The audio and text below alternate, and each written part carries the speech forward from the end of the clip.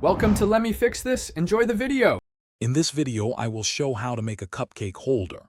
First, gather your essential materials: sturdy cardboard, a reliable ruler, and a sharp craft knife.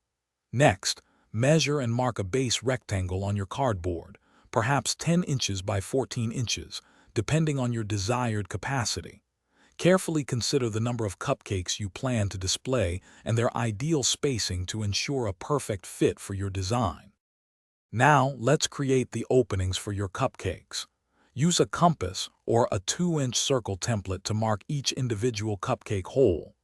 Ensure you mark the center of each circle precisely, maintaining even spacing across your base. With a steady hand, carefully cut out each circle using your craft knife, making sure the edges are clean for a professional finish.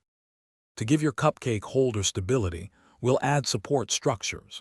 Cut 4 side strips, each approximately 2 inches wide, matching the length and width of your base. Score and fold these strips to create small tabs for easy attachment.